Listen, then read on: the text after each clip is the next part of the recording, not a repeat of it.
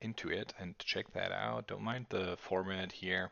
As some of you already noticed, we had some trouble lately with our original setup, but we will make the best out of it. So as you see, this is a little handy tool.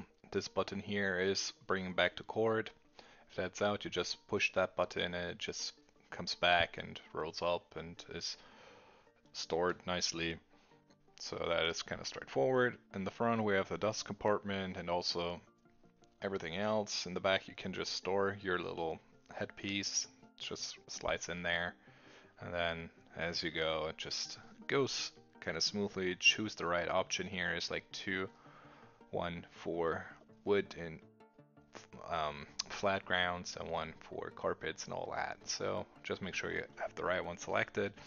And then this one is definitely not bad at all. I mean, it's on a little bit on the cheaper side, but it still gets the job done. You can clean up everything quite nicely, and yeah, that's basically what this is all about. After all, it's a vacuum cleaner, right? So take care, you guys. Until next time, and bye bye.